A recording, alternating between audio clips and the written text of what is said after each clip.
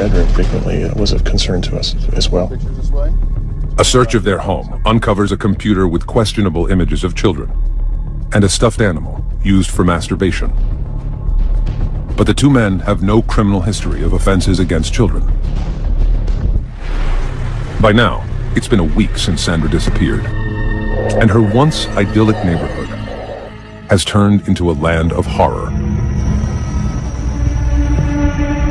FBI agents and the Tracy PD work around the clock, chasing down leads. Every hour that ticks off, you feel that stress and that tension. I really literally had to order people to go home. Every second that we're sleeping and that we're not working the case, maybe that's that moment in time that if somebody was doing something on the case, that we still had that opportunity to find Sandra and to find her safe. Investigators need to narrow their list in hopes of finding a suspect. They decide to administer polygraph tests. They start with the man who had kissed Sandra at the local pool. He passes. His alibi also pans out. He is not charged. The suspicious neighbor also passes a polygraph test, but has no solid alibi for the block of time. Investigators learn he is a close friend of the man who kissed Sandra. Could the two have worked together? The stepfather and stepson, who were found with questionable photos of children, are also given polygraphs. The results are disturbing. Each of these individuals failed the polygraph on the question of whether they had anything to do with her disappearance. But as authorities begin to move on their leads, they make a tragic discovery. The suitcase surfaces. It's been 11 days since 8-year-old Sandra Cantu vanished from her trailer park in Tracy, California. 2.5 miles away, workers at a dairy see a suitcase floating in the water. They call the sheriff, who rushes to the scene with Tracy PD and the FBI. Is she in there? We wanted to know, but at the same time, we didn't want to open at the scene, obviously, because we want to protect the integrity of what's inside. Hairs and fibers, other pieces of evidence that can link us to who did this, if this is actually Sandra in the suitcase. The suitcase does not have any identifying marks, but the zippers are tied together with a thin white string. Standing knee-deep in sewage, the evidence team lifts the suitcase and places it in a body bag. Immediately, the one thing you noticed was the weight of the suitcase. There was definitely something inside the suitcase. As we start to carry the body bag out, all of a sudden you could smell the smell of death. Investigators deliver the bag to the San Joaquin County Medical Examiner. He carefully cuts the white cord on the zipper and opens the case. Inside is a young girl, curled into the fetal position. Dental records and her clothing confirm what investigators don't want to hear. It is Sandra Cantu. It's devastating. You know, we lived up to this moment that she's still alive. We gotta find her. She's still alive. We can find her. We can find her. And then, at this point, we can't. The only thing we can do to help her now is by finding out who did this. Sandra's body is fully clothed, in the same outfit she was wearing when she disappeared. Toxicology reports reveal she was drugged with benzodiazepine, a powerful sedative. There are no obvious injuries on Sandra's body. No scratches, bruises, or cuts, except a small scrape on the inside of her bottom lip. The coroner determines that she was sedated, then smothered, before being put in the pond. And there's something else. The doctor determined that she had been sexually assaulted, and at first was kind of confused because of the angle that had been used for the sexual assault, and kind of determined that it had been with a foreign object.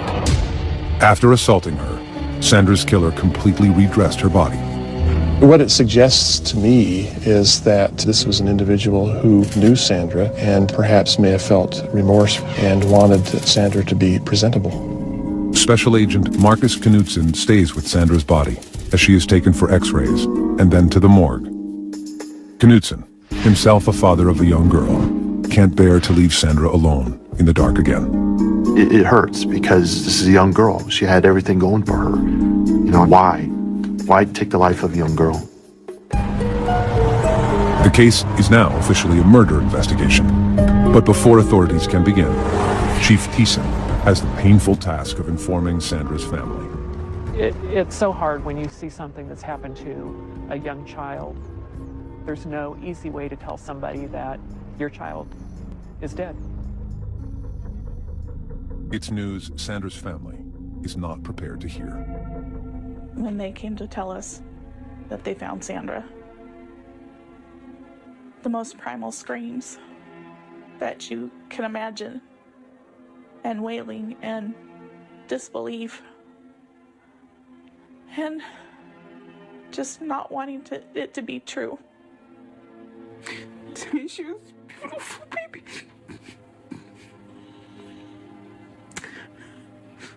Just my beautiful little girl.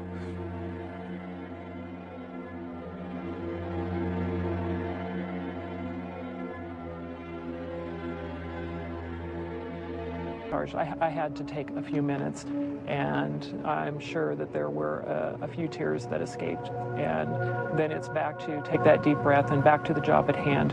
Now we had a killer to find. Authorities know the killer is on the loose and could strike again. And the messenger of the note, Melissa Huckabee, is now their prime suspect. Now that we found the body described in the note, and the type of suitcase matched the suitcase that had been supposedly stolen from Melissa's trailer on that day, that certainly pointed in her direction. Investigators want to polygraph Melissa, but they can't. Melissa is in the hospital after attempting suicide by swallowing razor blades. Agents don't know what to make of her erratic behavior, but they do know that something is up. The signs of swallowing the razor blades, the note, I don't know if it was guilt or just wanting to get attention, but she wanted someone to come talk to her about Sandra Cantu by all of her acts that she did. Investigators begin gathering evidence against Melissa Huckabee. They question her family and learn that Melissa has a dark side. 3 months earlier, she pled no contest to petty theft charges for stealing from a department store. 2 years before that, in her prior home in La Palma, California, there were 2 mysterious arson fires. Though Melissa was a person of interest, charges had not been filed. Melissa was mentally unstable and medicating herself for relief. She was bipolar, depressive, had high anxiety. She was dependent on drugs to deal with her emotional situations, frequently overdosed on those drugs. Only 3 months before Sandra vanished, a parent in the trailer park accused Huckabee of taking her child to a local park without permission. When Melissa brought her home, Hey, sweetie, I have some special juice for you. the girl acted strange. Drink it up. Her speech was slurred. Don't worry about this. It's really She was unable to control her muscles, kept falling down, and was drowsy. The girl's mother and her boyfriend rushed the child to the hospital. Tests revealed benzodiazepine in her bloodstream. Melissa denied harming the girl, and charges were not filed at that time. Agents hope that this time, Melissa won't be so lucky. They get a break when a local Marine is able to place Melissa where the body was found. We located a witness who lived on Whitehall Road who was heading to a restaurant to eat that evening with his wife. And he noticed an SUV, a small SUV that was parked facing west on the north side of the road with the car door open. The couple stopped to check it out. Then, Melissa emerged from the ditch. Basically, they saw her coming up from the pond, they engaged her in conversation, and were able to provide the exact time this was based on where they had eaten that night for dinner. They described her to a T, they described her vehicle to a T. The timeline fits, but it's only circumstantial evidence. And investigators need irrefutable physical evidence. They get a warrant to search Melissa's grandfather's church. We conducted a search of the church looking for any cordage that would match the description of the cordage we found on the suitcase.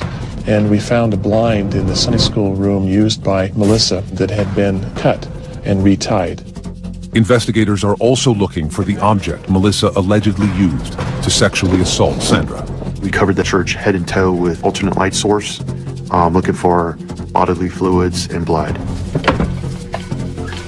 In the kitchen, They find a bent rolling pin. And the rolling pin had one side that had a red smudge on it. So they collected it with gloves, of course, put it in a bag, and tried to find fingerprints on it and collected that smudge. Now, agents have to wait for the crime lab to do its work. They want the case to be rock solid before they make an arrest. They won't have that luxury. 5 days after entering the hospital, Melissa Huckabee is released. Her daughter and grandparents have left town, and her house is empty.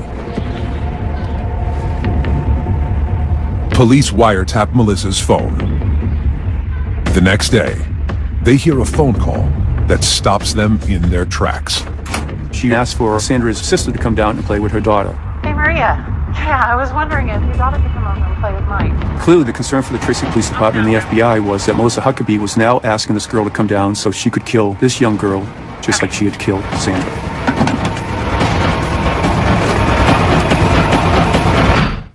April 10th, 2009. 2 days after she is released from the hospital, murder suspect Melissa Huckabee invites her victim's older sister to her house. She says it's for a playdate, but FBI and Tracy, California police fear she has sinister plans. Here we go again. She's going to try to pull this off again because in her mind at this point she believes she got away with it. Unaware that Melissa is suspected of murdering their daughter, Sandra's family is about to send her sister over to play. My boss says, hey, get over there right now, drive as fast as you can and get there, and right before you get there, shut your lights down and get in there and then just walk up like everything's cool, knock on the door and make sure we don't got another little kid in there. Detective Bauer races to Melissa's house, fearing the worst. When we get over there, we knock on the door, and Melissa answered the door, and there's a neighbor's daughter in there who our surveillance units thought might be Sandra's older sister, but, you know, fortunately it wasn't. Trying to act casual, he convinces Melissa to come down to the station for a formal statement. You can look at this as like a game of cat and mouse. We let her believe that she was one of the early rounds, but we knew the ultimate goal for us was to, one, get a confession out of her, but two, to get her to understand that we knew and we had evidence to show that she was solely responsible for Sandra's death and assault. In the interview room, Detective Bauer confronts her with proof that she forged the note about the suitcase. We took a normal, 3-inch blue sticky note and we blew it up on graph paper the size of this wall right here. And it had the 3 words on it that were scribbled out, Machete White Hot Water. And the person wrote this note and had to be the only person that knew where Sandra was. Melissa denies everything. After 5 hours, Detective Bauer confronts Melissa with the evidence that cracks her lies wide open. Between 5:30 and 5:40, 2 people saw your car stopped on Whitehall Road. They saw you come from out of the bushes on Whitehall Road, and someone asked you what? When I was okay, and I said I was going to the bathroom. Mm-hmm. What were you doing, Melissa?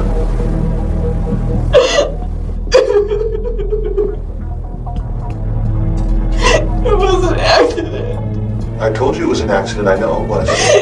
Accidents happen. Kill her. She just died.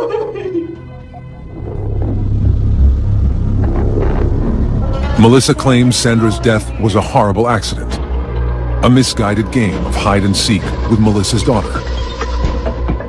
Melissa says she became distracted and forgot about Sandra in the suitcase.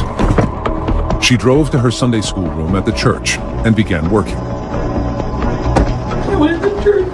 I was there. And when I came outside, I looked at my suitcase. I went to take it out and it was heavy. And she was in there. And she wasn't breathing or anything. What did she look like? She looked pale. I thought that I killed her. Huh? I thought that she was dead. And I panicked. So what happened? I tried to wake her up and she wouldn't wake up. Melissa claims she tried CPR, but it didn't work. She zipped the girl back into the suitcase and decided to hide the body in the pond.